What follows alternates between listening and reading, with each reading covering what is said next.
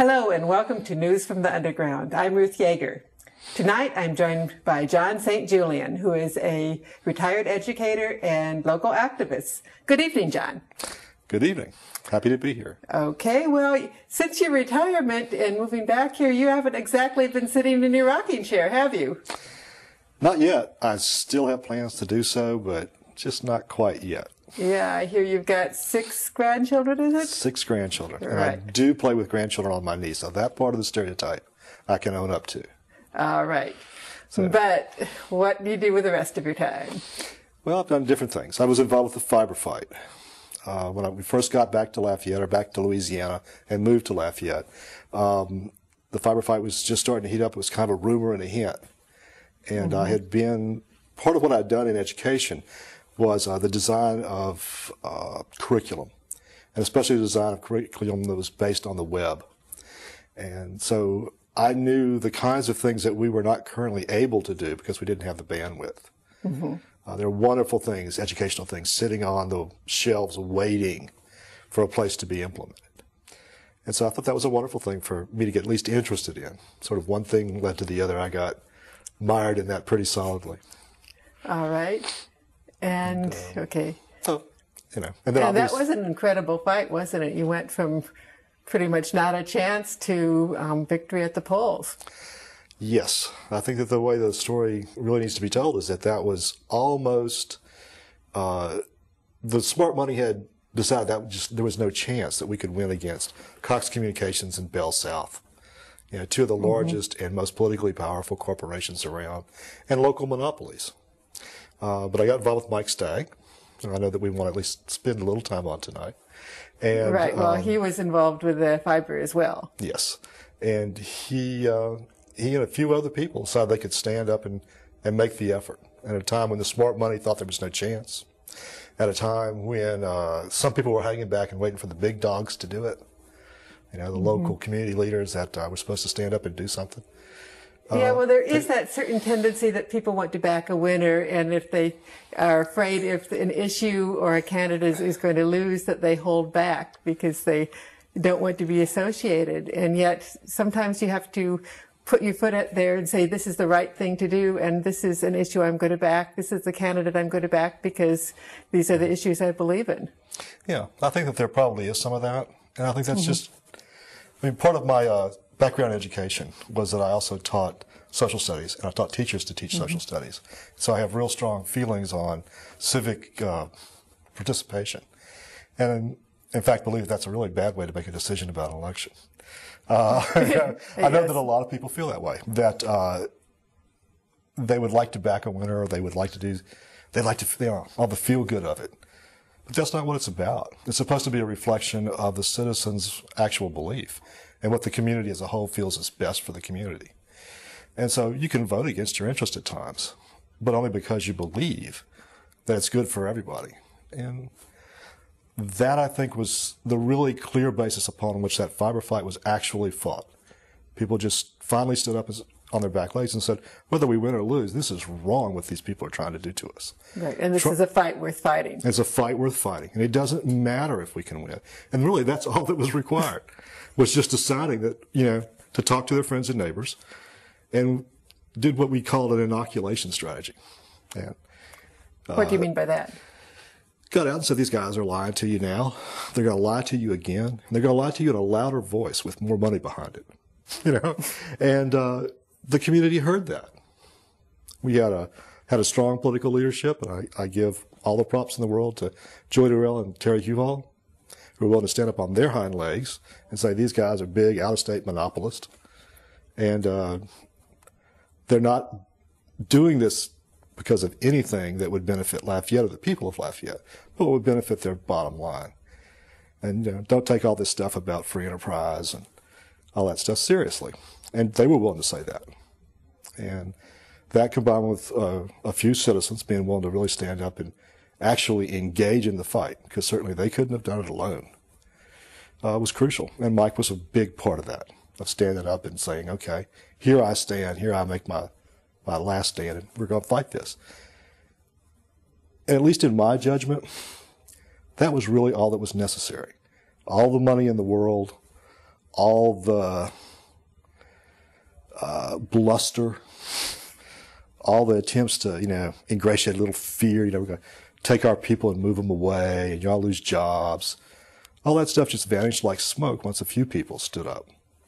But it takes those few people. Sometimes that's all it takes, but you can have people who are cowed by, thinking that, either they're on the losing team or that somebody strong is going to, be doing things. Yeah. Well, I will tell you, one of the things about being away that was uncomfortable for me when I lived and taught in other universities and other places was people thought of themselves as conventional, by and large. And I realized that growing up in Louisiana, especially having a strong heritage in South Louisiana, that it never occurred to me that I should talk like other people, that I should think like other people, that there was any necessity for me to be like some guy, in rural Kansas was. Who cares what they're like in Topeka? Yeah? They don't eat crawfish either. Who cares? And so I think that one of the advantages we had here was that we're a real community as opposed to a lot of places. They're no longer communities. But we're also have a strong sense of ourselves. I think that we're willing to stand up for something different. But we just have to be, has to be pointed out to us that it'd be to our advantage. And so I think that we want to do it. Right. Well, that brings us to your current campaign. You are, web strategist for Mike Stagg's campaign. Well, that's a very fancy title for the guy who gets to do a lot of scut work. But, yeah, you could call me that. Yeah, web strategist and everything else. Yeah, web worker, strategist, general factotum. But I work on the campaign and I do what's asked as much as I can. But yeah, I'm very heavily involved in it. It's true that it came pretty much directly out of this fiber fight. There was some intervening stuff where Mike and I went and fought against a video bill that was being worked through to the benefit of Bell South and to the detriment of virtually every local municipality in the state. But because I knew Mike in the fiber fight, when he decided he wanted to get involved in this, and I think it was really very much the same basis. He hung back. He looked for somebody to support. The people that we knew and had gathered together in the fiber fight were hoping for another candidate that we could look for, someone who would step up. Right. Well, I can remember the phrase that we are the people we've been waiting for. You can't just sit back and expect other people to get up and do the work. In a democracy, sometimes you have to be the one who does it, or else it's not going to get done. And if you look through our history, you have had key people who have gotten up and have said that this is something I believe in and have worked for it, and that just a few good people can be critical at certain times in our history. Well, I think you're right about that. I honestly do. And I hadn't heard quite that phrase, we are the people we've been waiting for. But I think you're absolutely right. I think that more people ought to take that to heart. That's largely, I think, what I discovered in all these fights, is that the guys that are arrayed against the interest of the community are not half so smart or half so powerful as they would like you to believe. But sometimes you've got that illusion of power that, sort of like the Wizard of Oz. It is definitely a Wizard of Oz situation. Big booming voice, all the media presentation in the world, right? It's really slick stuff they can pull out of their hat. And a very practiced way of misdirecting your attention from what's actually important. Like these guys are, big monopolists whose every interest is governed by the fact of making a little money, or like the Republican Congress, quite frankly, whose the recent history of what they've done, their every interest is pretty much solely focused on remaining in power. Anybody who thinks they're fiscal conservatives hasn't watched the budget. Anybody who thinks that they are, classical conservatives in that they believe, as our forefathers used to believe, that, foreign entanglements were generally a bad idea, hasn't watched the recent invasion and occupation of Iraq. Anybody who believes that, they've got some kind of big family value thing going hasn't been listening to Foley. This is just The whole thing is crazy. I mean, what they do and everything they do, as far as I can tell, is oriented towards maintaining themselves in power. Right. And I guess another thing that concerns me is that you've sort of got this constant funneling of taxpayer dollars into private hands, into the people who have elected these people. You've got a lot of earmarks. A lot of our money is being misspent. Well, it's being spent again. I think it's sometimes it's hard to say it's being misspent in a very strict sense. I mean, the things that they want to put money in sometimes are ridiculous and crazy, like these no-bid contract businesses, Katrina, Iraq, and the rest.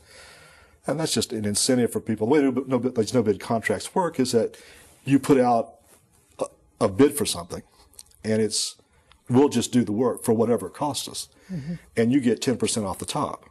Well, if you can do the job for $2 million instead of $1 million, hey, you can make twice the profit. Right. So they've got every incentive in the world to do things like, buy Hummers to drive their secretaries around in and stuff like that. And they do it. Katrina and Rita were both that kind of example. And Iraq is as well. Yeah, right. The whole thing about privatizing things to make it more efficient is that if you don't have competition, there is no incentive to have efficiency. Yes. Yeah. The only efficiency is maximizing the amount of profit. Yeah. The dirty little secret is that people want you to believe that anytime you put a privately owned for-profit corporation in charge of something, that they are ipso facto, more efficient. Oh, they haven't been reading their history. Yeah. Or played Monopoly. Yeah, or played Monopoly. Excellent point. Where the whole idea is to control the board. Rather, the idea is not to make sure that everybody gets good housing in Monopoly. No. The idea is to drive the cost of housing up so high that you put everybody else out of business and own the whole board. Right. Well, with that game, you go along nicely. Everybody's doing quite well until you end up with somebody who gets a monopoly. And then it's sort of a fight with the people who have monopolies. Everybody else gets out of the game and things get ugly. It makes a great game, but it's not so nice in life. Well, and the idea that that's the only way the game can be played is something that was, just because Parker Brothers wrote that on the back of the box, doesn't make that the only way the game could be played. I think that's what we're discovering in America right now, is that there are other ways to play that game. Right. And the thing is, I think we are rediscovering it. We went through this with the Great Depression, so a lot of these things we have seen in our history before. Yeah. And it's just a matter of going back, looking at them in sort of as a cautionary tale, and let's do something about it. They could say, well, it's difficult to do it, but it's not going to get any easier. And certainly, if our country isn't worth fighting for, then what is? Yeah, I agree. We are the people we've been waiting for. Okay. Well, thanks so much. I appreciate it. And thank you.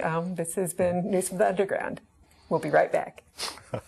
Next up, Ruth Yeager sits down with congressional candidate Mike Stagg. Hello, and welcome back to News from the Underground. For this segment, I have with me a Democratic candidate for Congress, Mike Stagg. Welcome, Mike. Hi, Ruth. Thanks for having me. Okay. Well, you have really been going around the district. You've had quite a hectic schedule, haven't you? Yeah, we have. It's been about bringing the campaign to the people, not operating out of a bubble, but going out and engaging people, talking about issues that are important to them.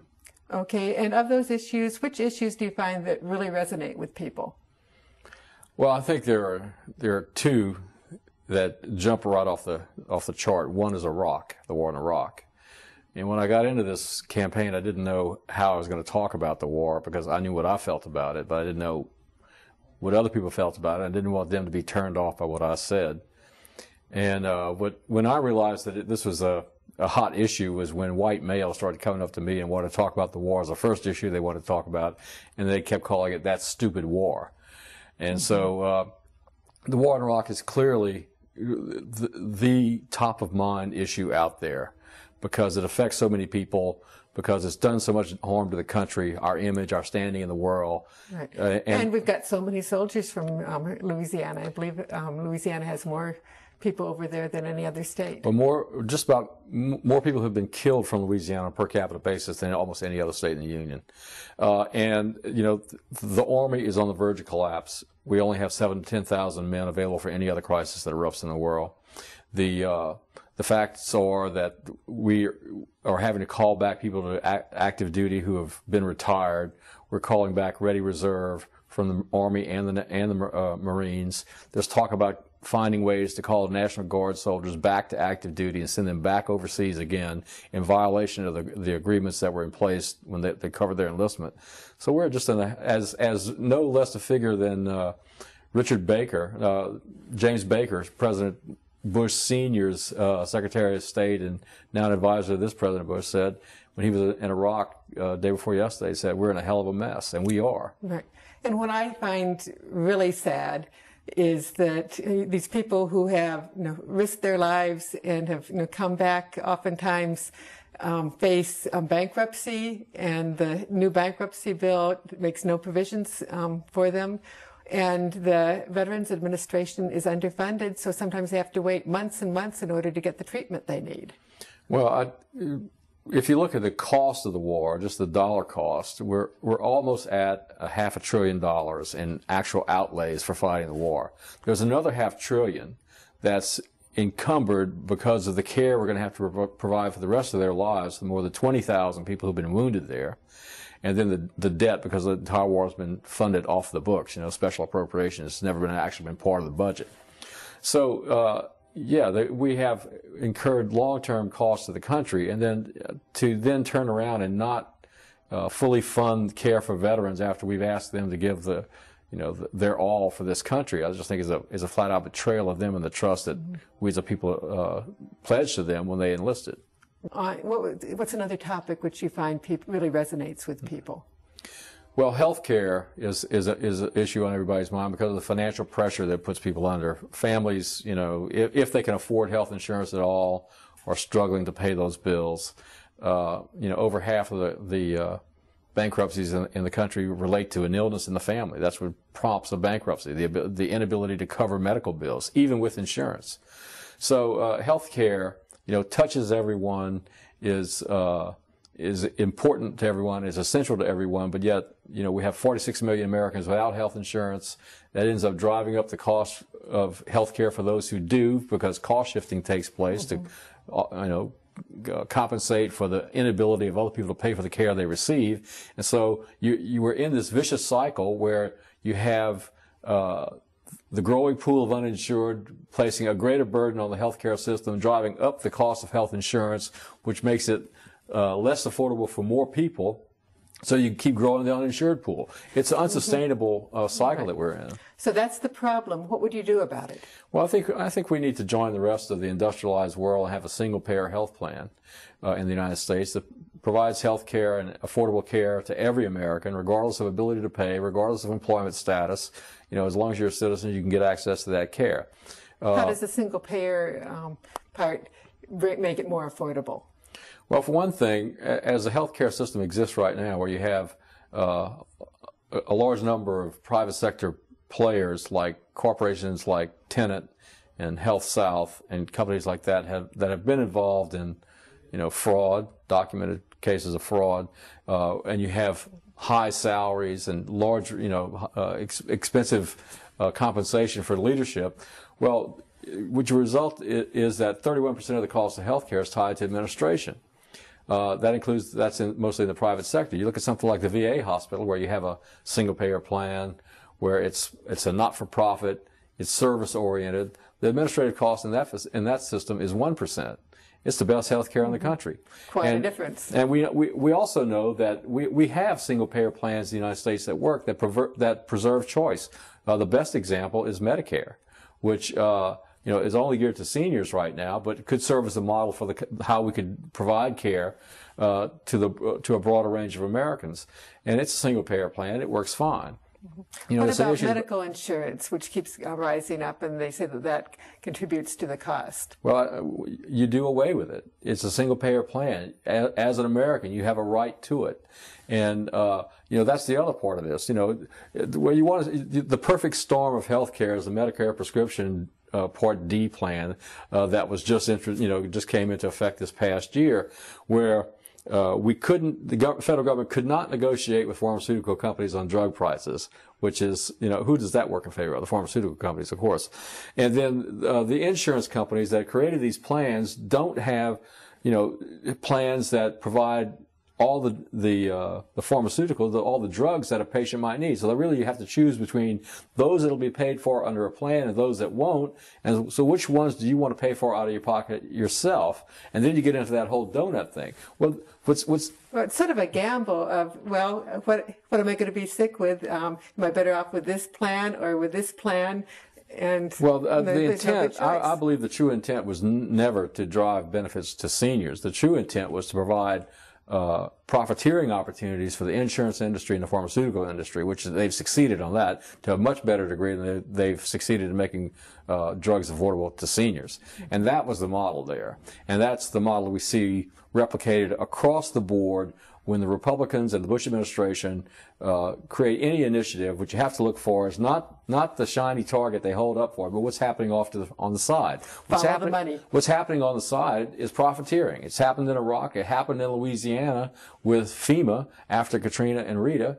And this is the same model that was applied to Medicare prescription drug plan. Right. Profiteering. Well, speaking of insurance, you also have problems with insurance in the wake of Katrina and Rita. Mm-hmm.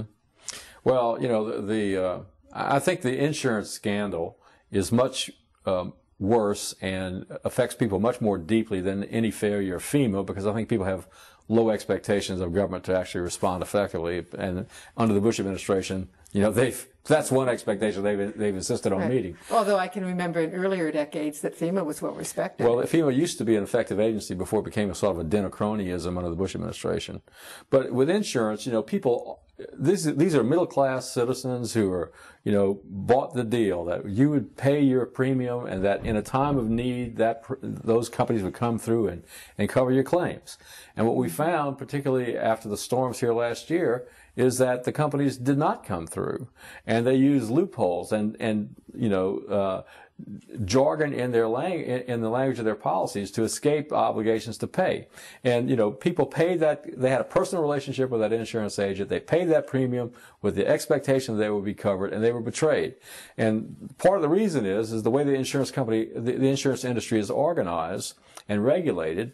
Each state has their own set of rules. And so what you have are these large multinational corporations, these financial service companies, because there aren't just insurance companies anymore, are able to bring their lobbying efforts to bear on a small state like Louisiana or Mississippi, and get the insurance commissioner or insurance rating commissioner or whatever mechanism they have to regulate it, and impose their will on the state. And you had a situation here this year where Allstate did not buy reinsurance coverage for themselves in 2005, and so were not backed up when time came to pay their claims. Well, that means that they're jacking up their rates this year for consumers as a result of a bad business decision they made. So we pay, if their real estate investments go bad, we pay. If they do poorly in the stock market, we pay. If they actually have to pay claims, well, we're really going to pay then, and that's what we're seeing happen in Louisiana now. And the solution is to impose a federal standard of bad faith legislation to say that if you sell a policy in one state, say it's storm coverage, like we know that this is what was sold here, if you sell storm coverage in Louisiana and there is an event and you don't pay, and that you use language in your policy to do that, we believe you're acting in bad faith. So not only can you not sell policies in Louisiana anymore, but you can't sell policies in any state as long as you're using that language and that approach. We would require languages in policies to be in plain English and be explicit about what they're going to cover, and not have any tricks and shell games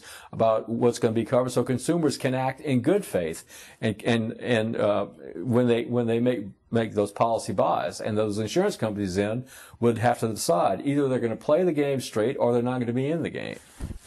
Well, what you say makes a lot of sense. But why do you think there are so many people in Congress who are just playing along with what the insurance companies and the other corporations want? In a word, money. There's big money, special interest money from various industries, but particularly the insurance industries, financial service industries, pharmaceutical industries, the oil and gas industry. All these people are pouring billions of dollars every year into lobbying efforts. And as a result, and this goes really back to the Republican takeover of the House of Representatives in 1994, the 1994 election, when Newt Gingrich was Speaker of the House. They allowed lobbyists to write legislation. They've been doing this for 12 years.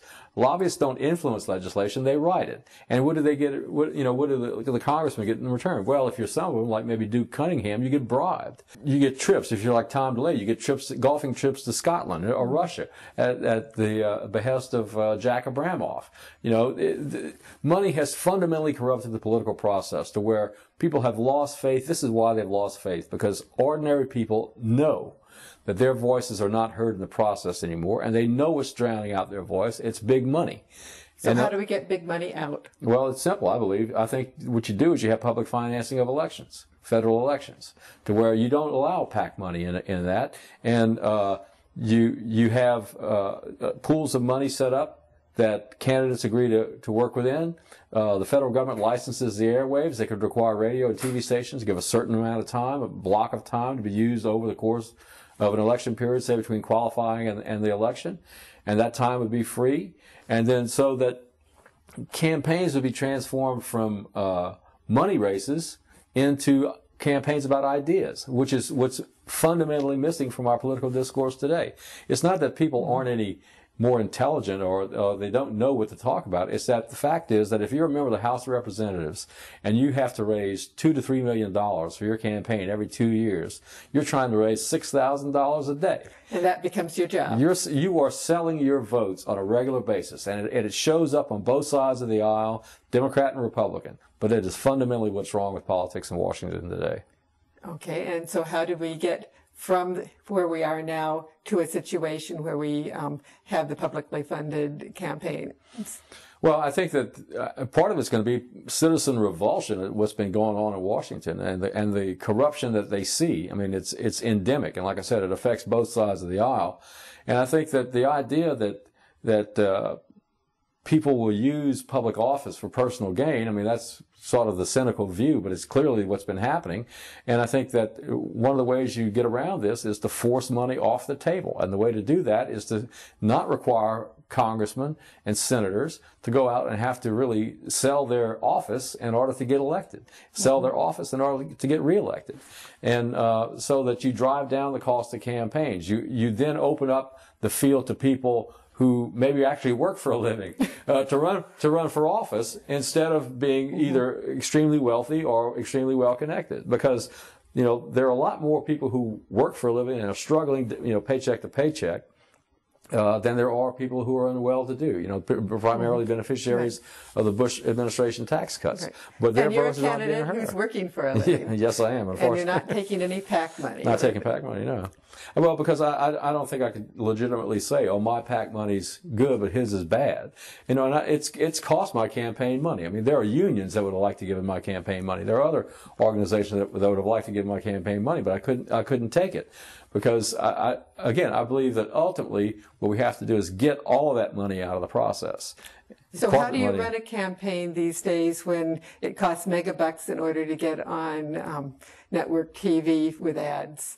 How do you run the campaign if you do not have all that money? Well, we ran campaigns like this for for about 200 years until it got really expensive in the last 15, 20 years. And what you do is you go and you meet people. You campaign. You actually go and visit them in their houses, in their offices, at meetings, and and you go and talk with them.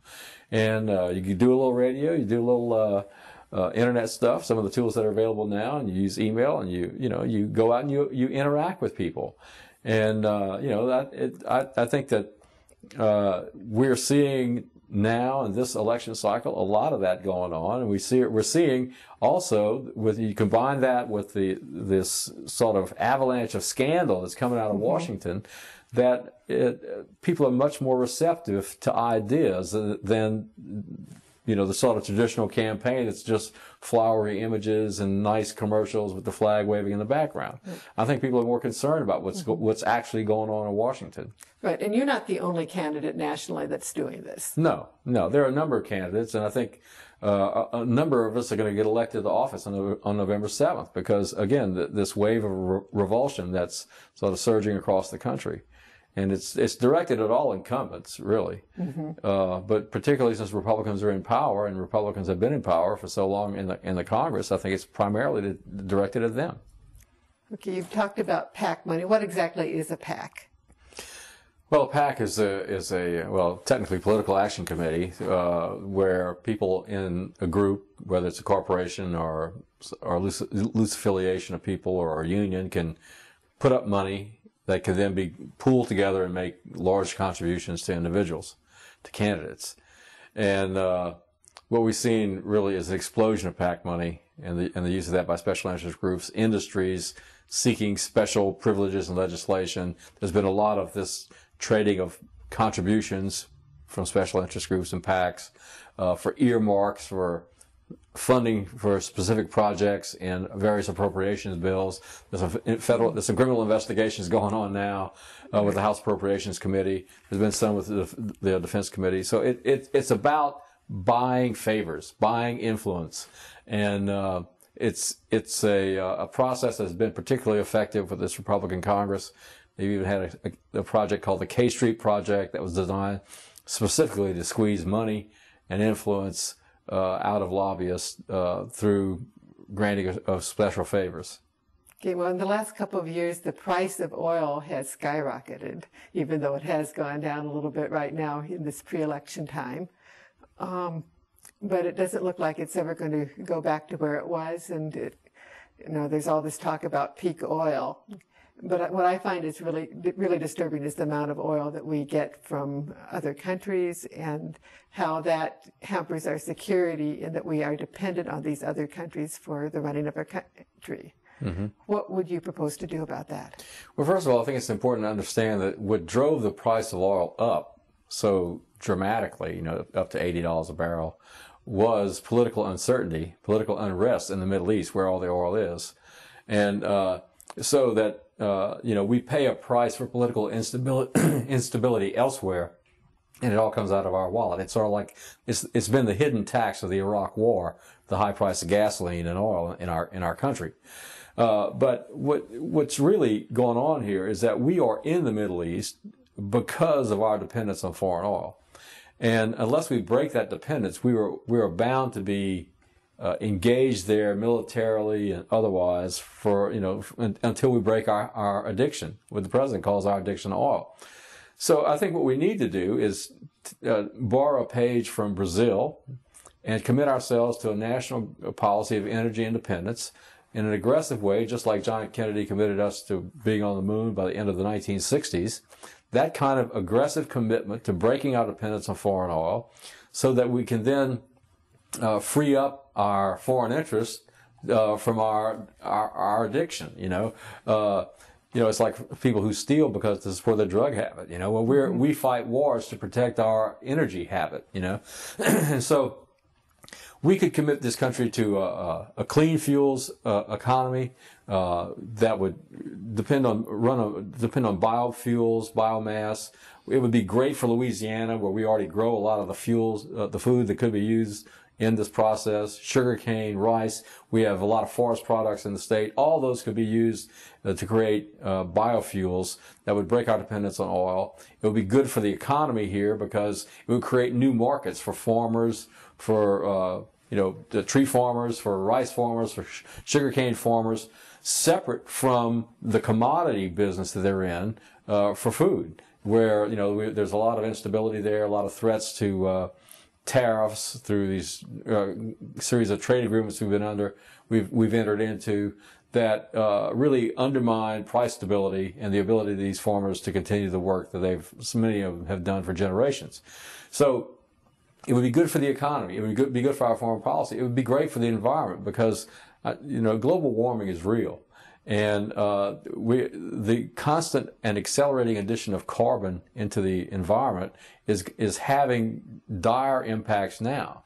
I mean, there's recent studies that have shown that there's more carbon in the atmosphere now than there's been in over 800,000 years. Global warming contributed to a massive break off of the ice sheet in Antarctica. So it is happening now. We need to take action. And of course, there's the hurricanes, the violent weather. The warming of the oceans contributes to the increased violence of storms. But the oceans are rising. So we need to get serious about this. There's a window of opportunity for us to act before things sort of reach an accelerating point to where then it'll just be a scramble to try to preserve coastal areas at all. And so what we have though is a federal government that is in a state of denial about global warming because of the prominent role of the energy industry in the Bush administration and in Republican circles. And so committing to this policy of energy independence would be good for the economy, good for the environment, and would be great for our foreign policy because it would give us the freedom to act where we believe our national interest truly exists, and not because we feel our economy is threatened by actions taken by some despot, tens of thousands of miles away.